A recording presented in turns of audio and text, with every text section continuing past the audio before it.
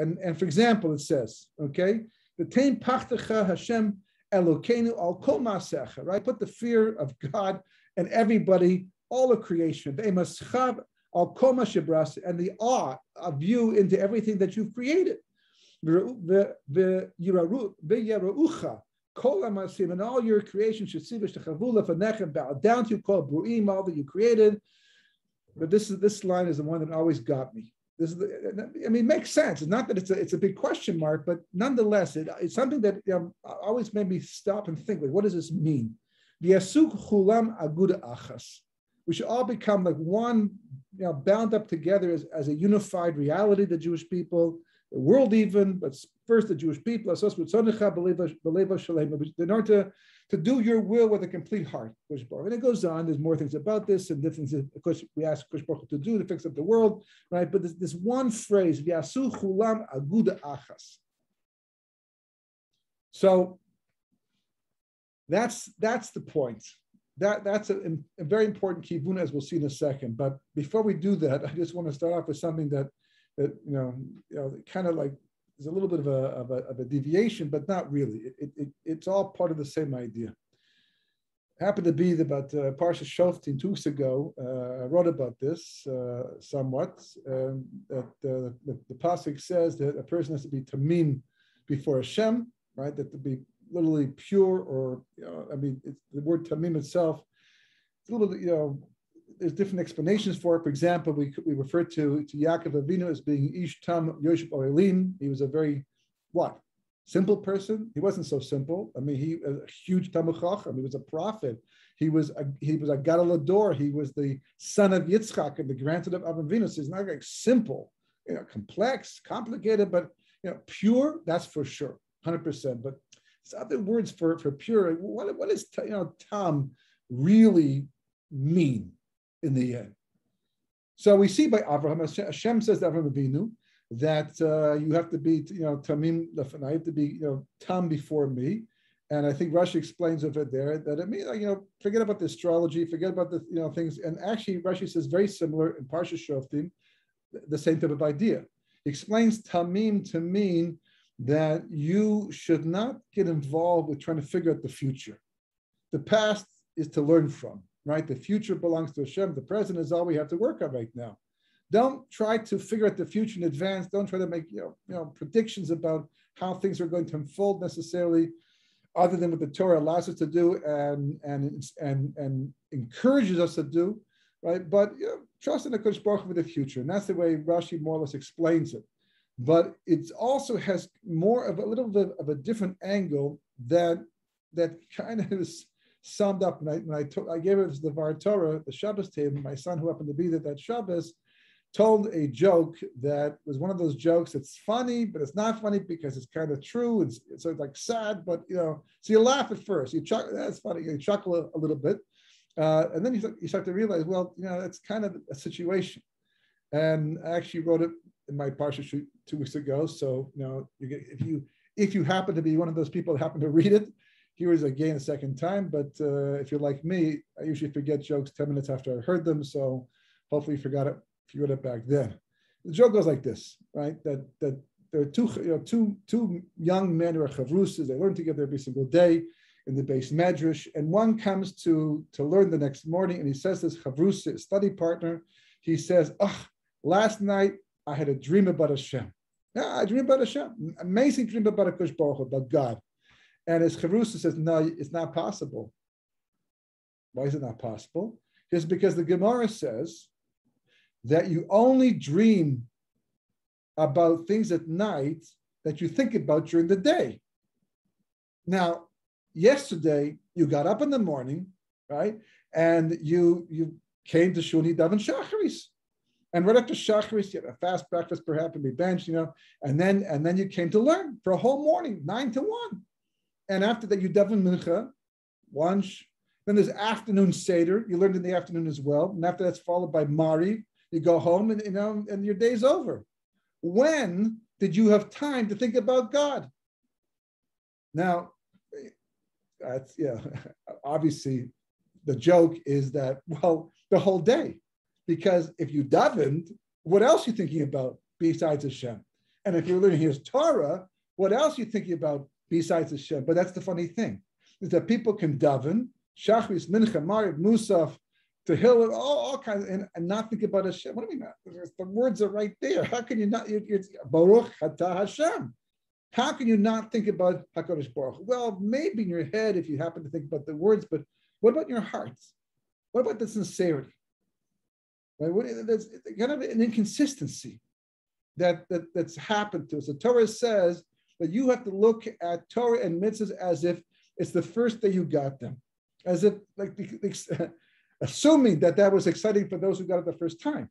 But yeah, lots of people who become Bali Tshuva, you meet them in this excitement, and he's a Bali Tshuva. He'll wake up one day and he'll calm down. No, you don't understand that enthusiasm that he has or she has that we're supposed to have as well.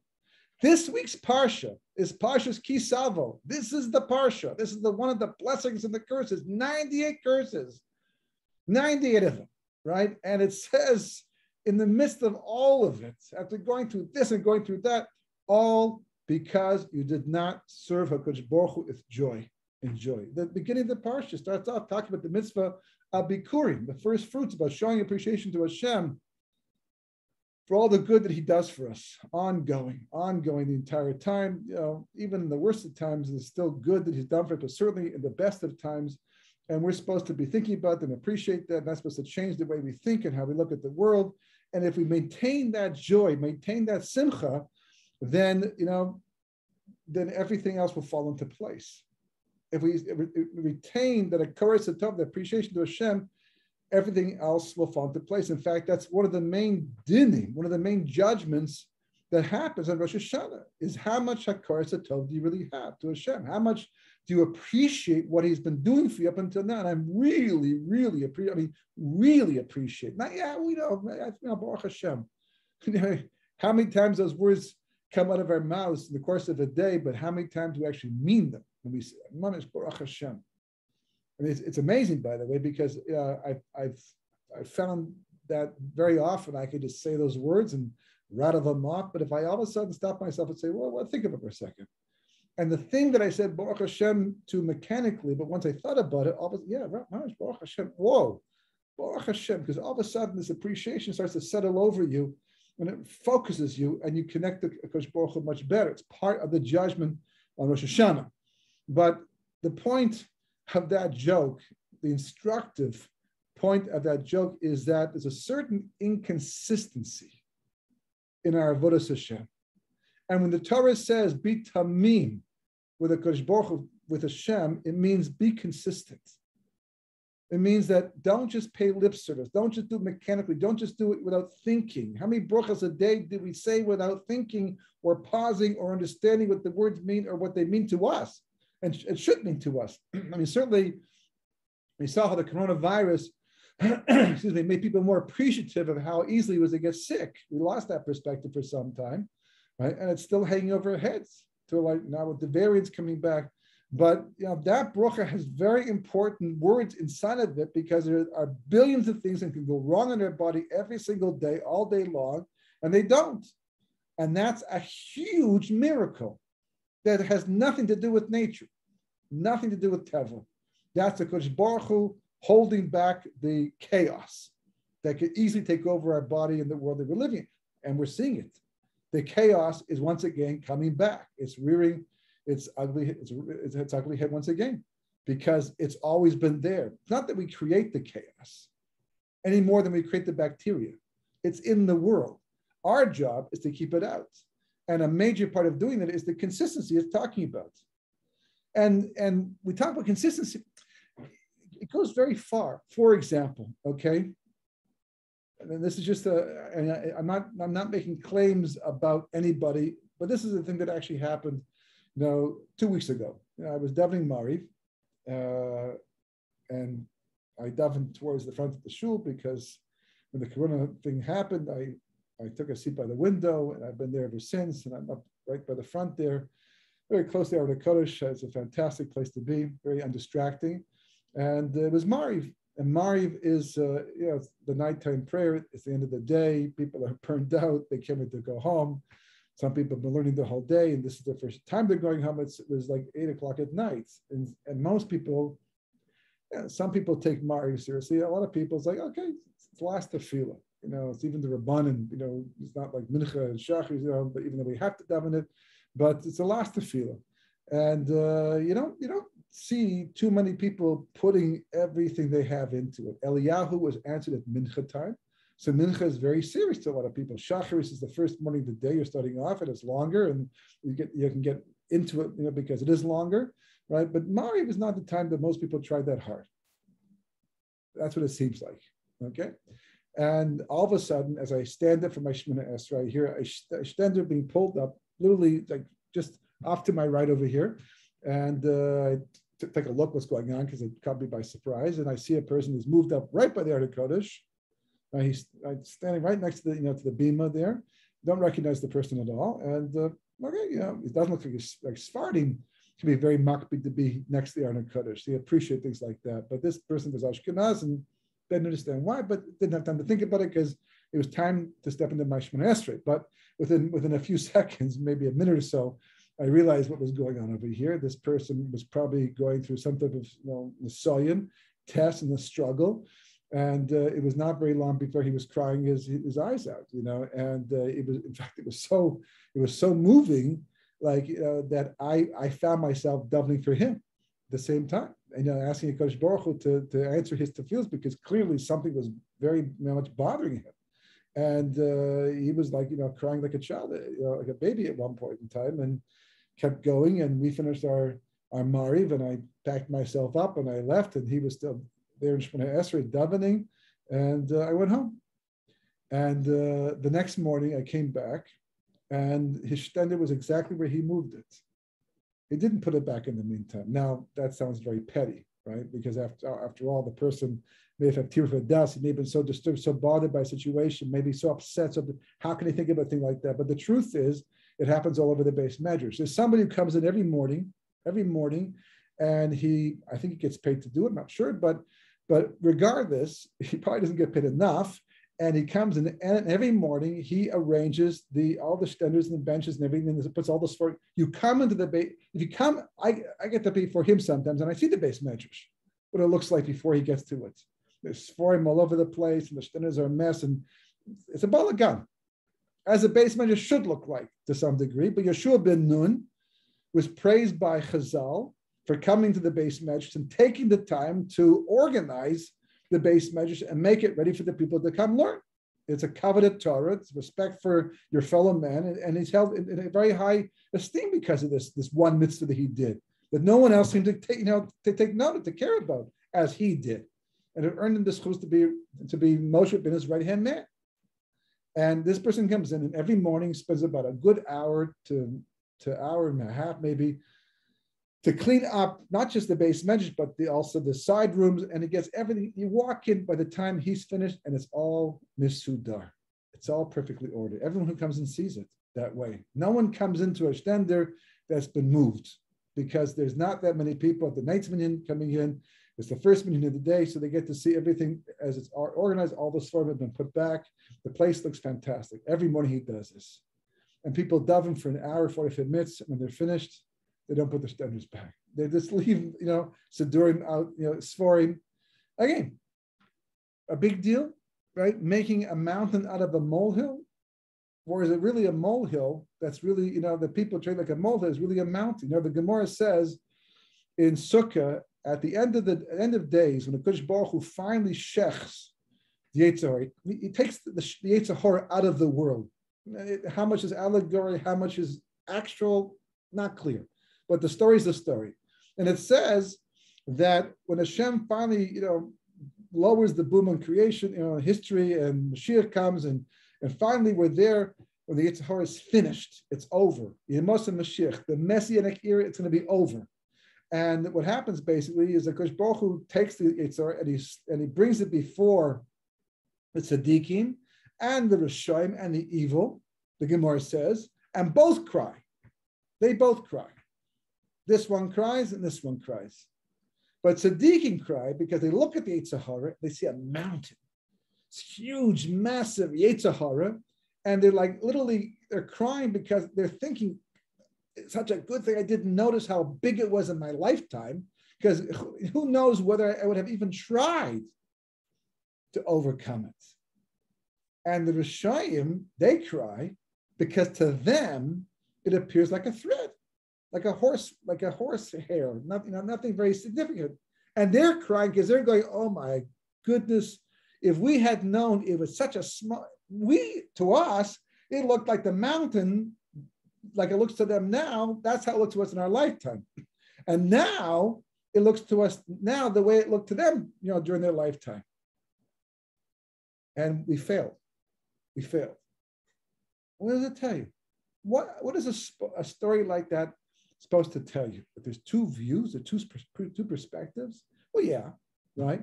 But primarily, the thing about tzaddikim is that they knew which were the molehills and which were the mountains. And the Kodesh Baruch Hu is now showing to them at the end of days that it may have been a small thing to you, but you should know it was a big thing to me. And vice versa. This was big to you, this was important to you, it didn't matter to me. Like tefillah, for example. The Gemara says that tefillah is one of those things that stands at the heights of creation, but people walk all over. They step all over.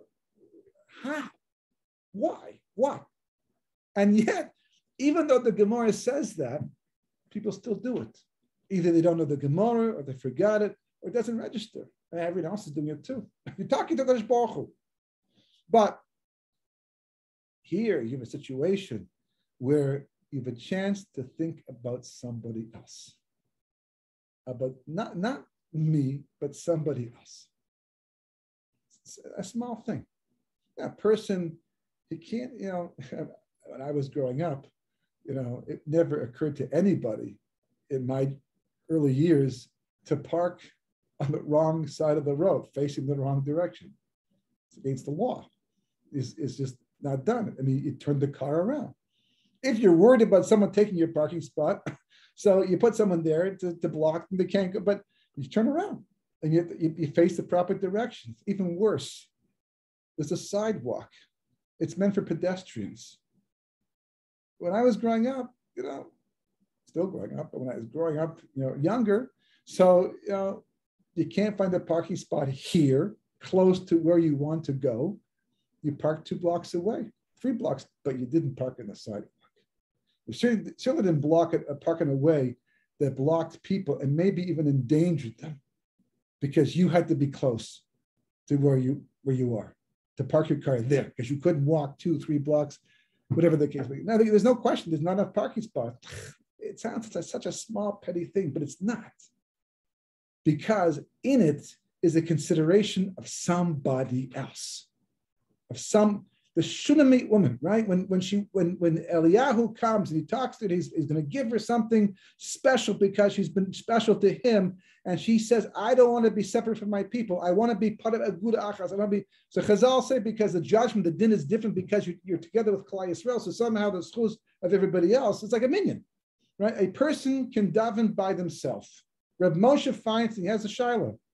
There's 2 aspects to davening.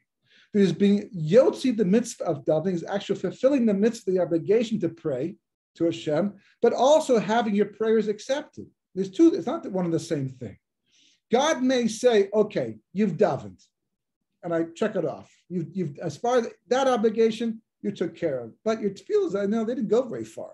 Okay, so I'm not really going to do much with them because it's like, oof, just got off the ground, went back down again. Not enough kavanah. So these 2 aspects to it. But once upon a time, it was almost guaranteed that you daven with a minyan. You didn't daven with a minyan. There was certain sincerity in your tefillah. You were yotzi. Accepted, right? But if you daven in a minyan, and even though the people around you they don't seem to be so spiritual, but it's a minyan. The koyach of this aguda achas somehow is so powerful that your tefillahs for sure are going to be accepted.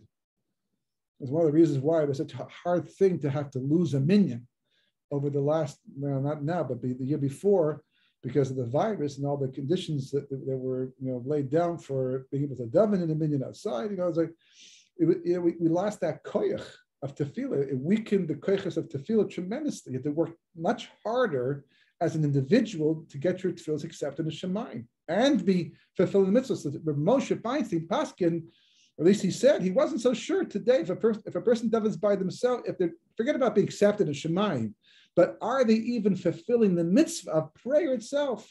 That was a question he had. That sounds ridiculous to us because I open my siddur, I stand there, I know what I said the word, Ashrei, and the whole thing, but that's because we don't appreciate the koiches of tefillah, what it's supposed to accomplish, how it actually works. It's like a person who walks up to one of those things at the amusement park, the big hammer, it's got this long thing, there's a bell at the top, and you have to hit the thing, right, and cause it to go all the way up, and hit the bell, and if you do, you win a prize. And you walk, wow, what could be difficult about this?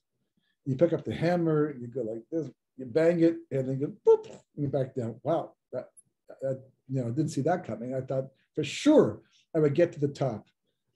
And then you try harder, and by the time you realize, wow, it takes a lot of effort to get that thing to hit the bell. Is this thing fixed at all? Tefillah too. It's not just about throwing words up to Shemayim. There's a lot that goes on. It's like breaking gravity, the force of gravity. When you watch this rocket ship take off from the ground, it struggles to leave the Earth's atmosphere because of gravity. Once it gets into outer space, turn off the engines, just float away.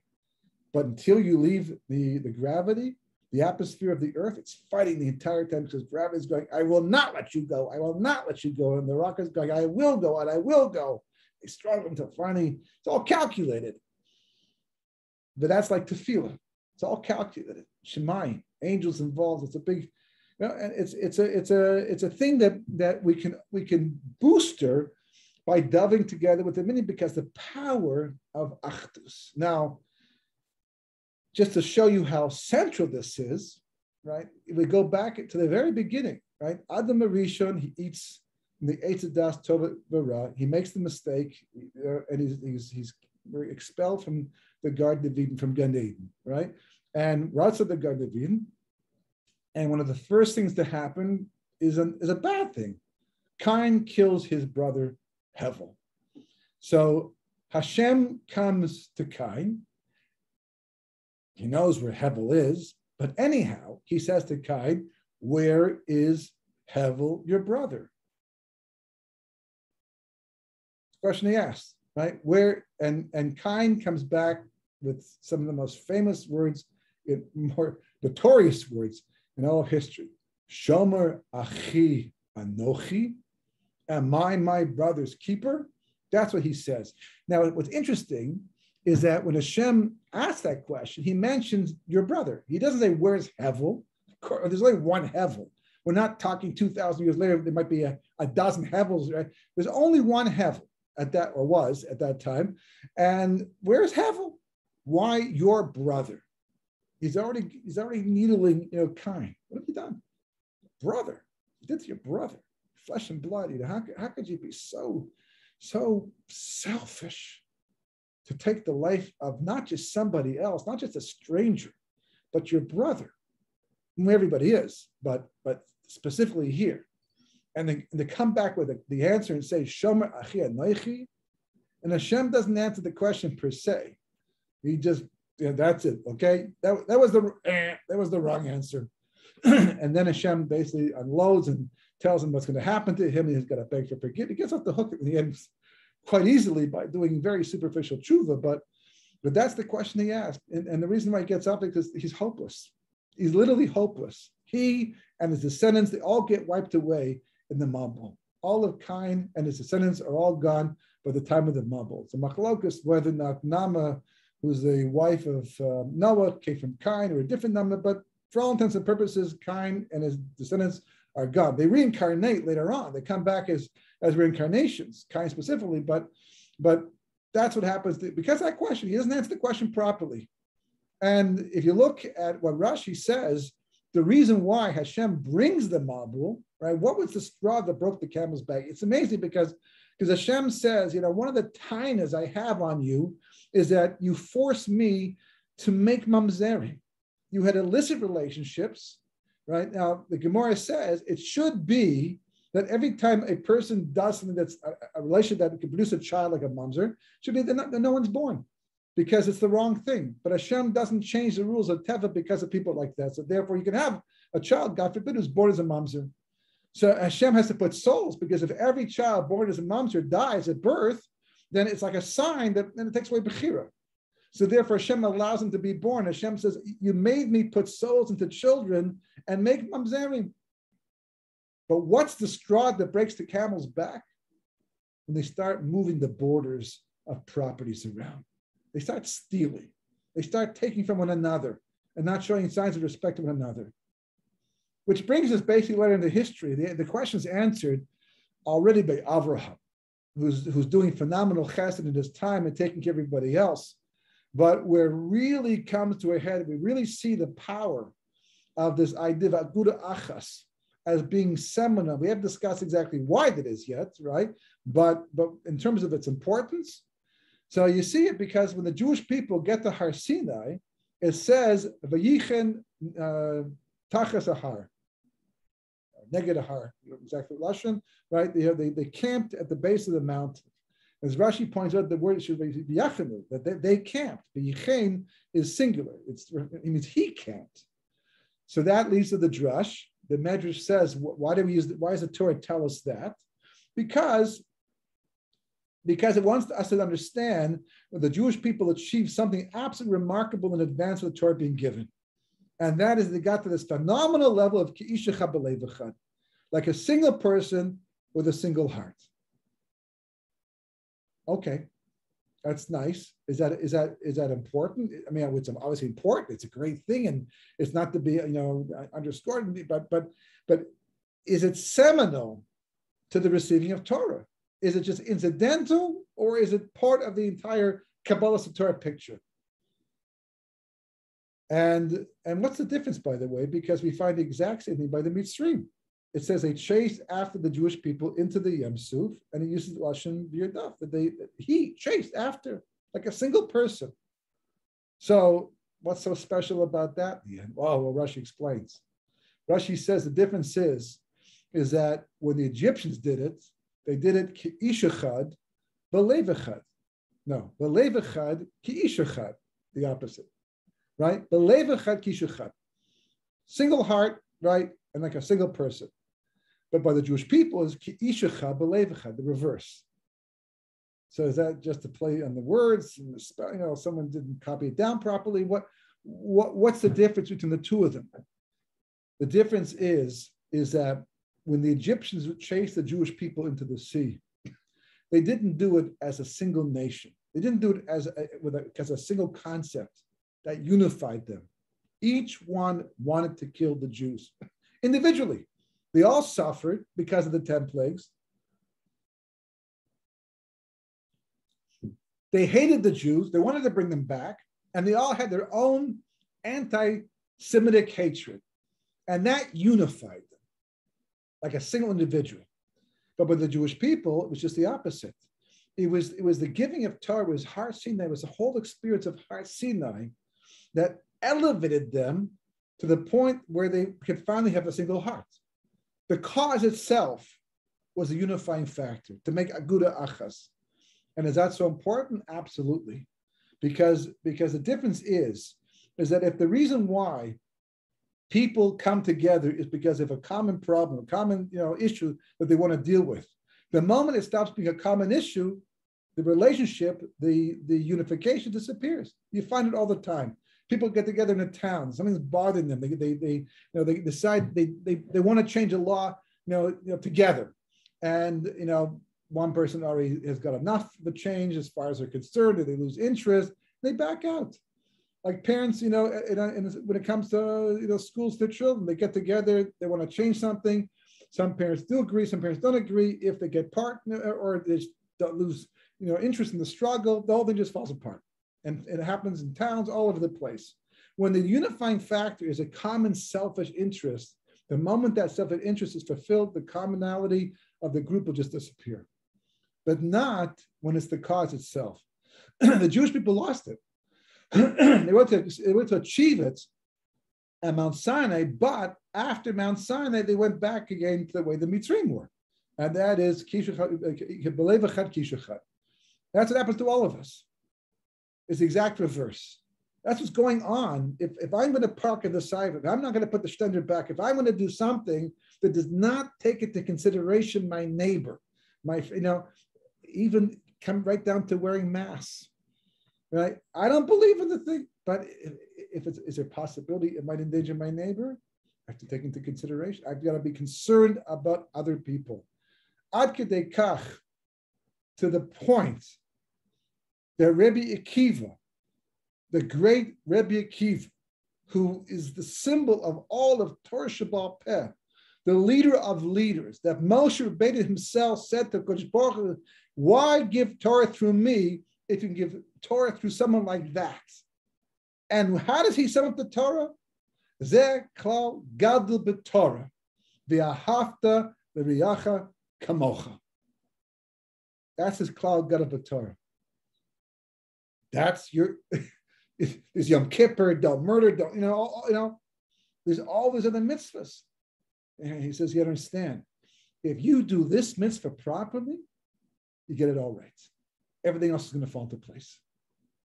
In fact, the Gemara tells us that there was a potential convert who came to Shammai and said, teach me your Torah, Torah, one Torah, not both Torahs, not the Torah Sheba'al Peh, or not the oral law, just the written law. And Shammai threw him out, and he went to Hillel, who was chesed and kindness, and he says to Hillel the exact same thing. And Hillel, basically tells him, don't do unto others what you wouldn't want done to yourself.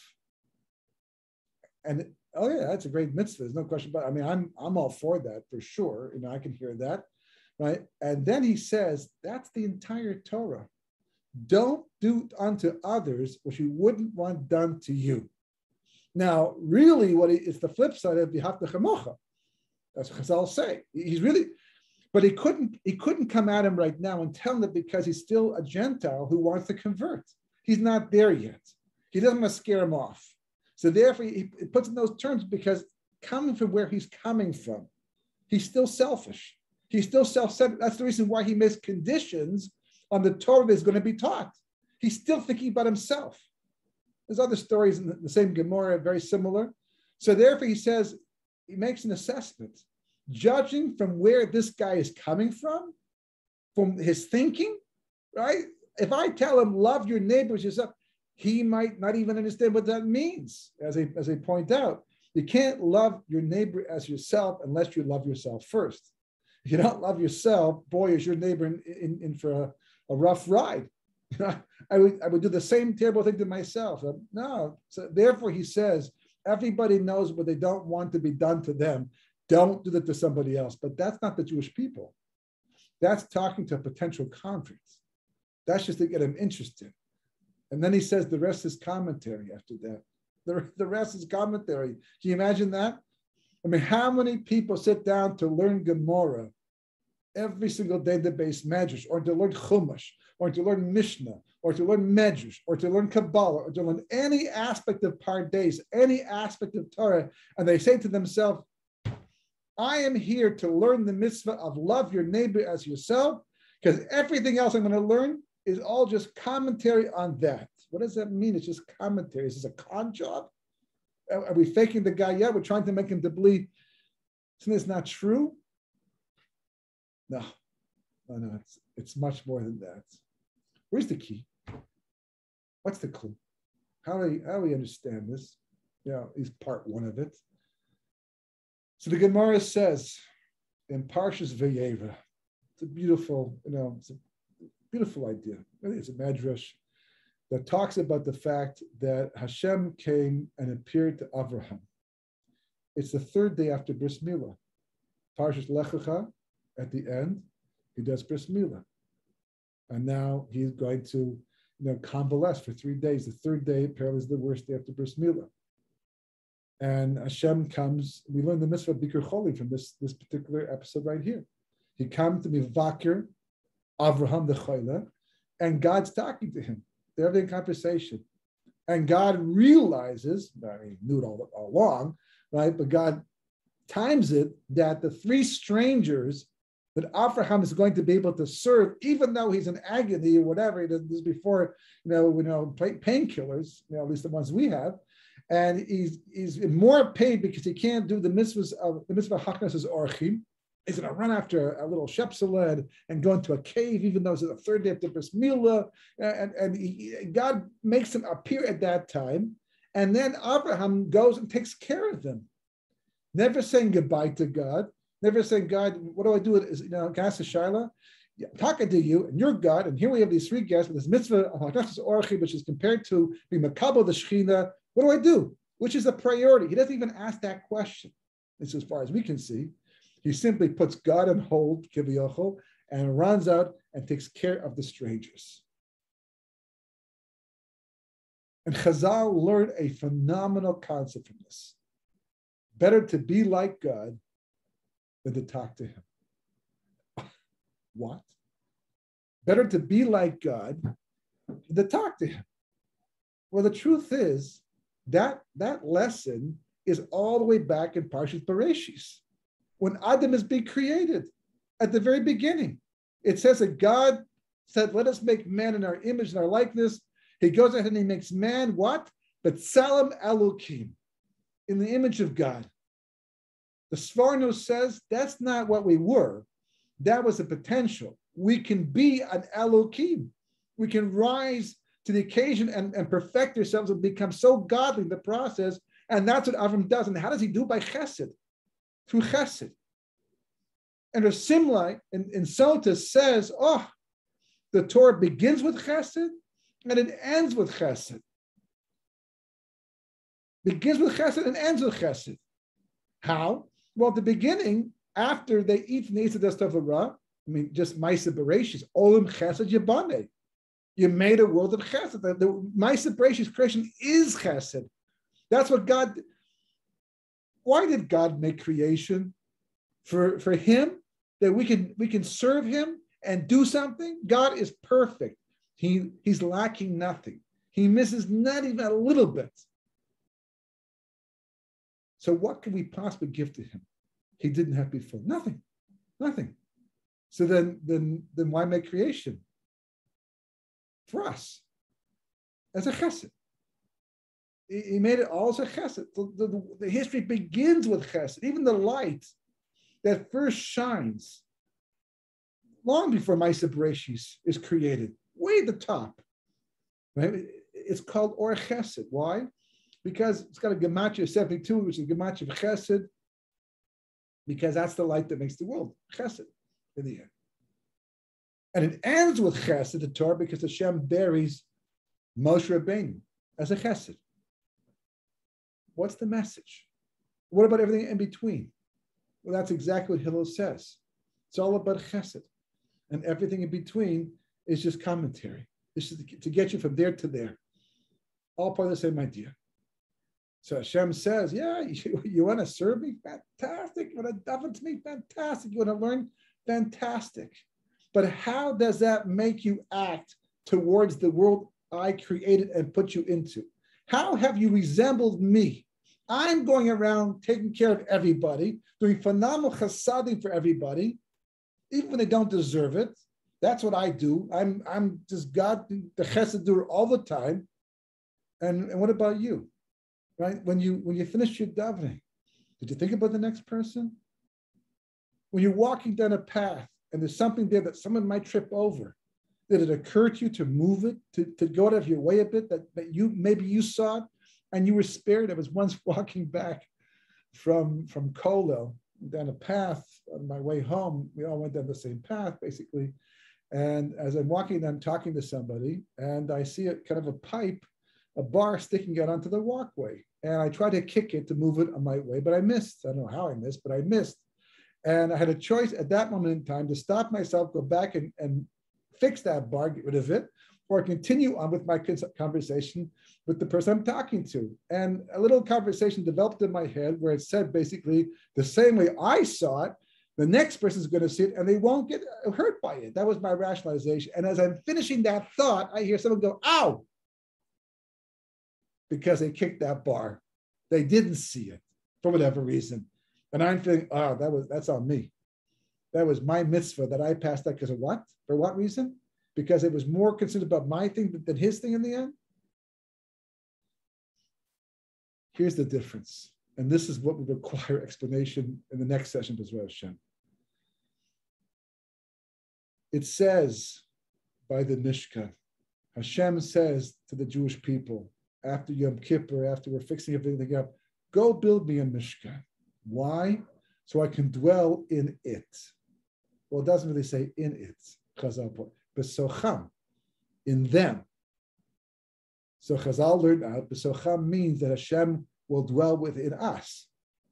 Because really, technically speaking, there wasn't supposed to be a physical Mishkan. Every Jew was supposed to be a Mishkan. The head is considered to be the Kodesh Kodeshim, the brains, right? Even looks, Chesel's drawing of the third base of Mikdash looks like a human being. The Mizbech, of course, is the heart. Every single Jew is supposed to be on a Mishkan for Kodesh Baruch Hu to dwell within. We did the golden calf. And because of that, we lost the right to be a Mishkan, a personal Mishkan. So we built a physical Mishkan to serve Kodesh Baruch Hu to fix things up that eventually we ourselves will become a Mishkan. But it's still possible for a person to be someone that a Kodesh Baruch Hu can dwell within them. And that we'll see is the whole difference. That's the whole goal. Hashem is knocking to come in. That's what he wants to do. Most of us leave Hashem on the outside. We talk to him. He's external to us. Yeah, I learned, but when did you have time to think about HaKadosh Baruch Hu? You davened and you learned, you did all these things in the mitzvah, it's my surname, all the Shemitah, you did all of it. But every time you did it, Hashem was on the outside. He wants to be inside of you. You're supposed to be the Mishkan, Besocham, to dwell within you. That's what Abraham understood. And that's why the Avos were called a Merkava for the Shekhinah. Hashem rode around inside of them, wherever they went, not on them, not in front of them, but within them. That's what we're being evaluated on. You just sum it by saying, Hashem asked, how much of a Mishkan were you this year for me? And it turns out that how you relate to others, how you connect up to the world that Kodesh Baruch Hu has created, how you outside of yourself has a major say in becoming a Mishkan to Kodesh Baruch Hu. God willing, next week we will continue and discuss it in more depth. Any questions?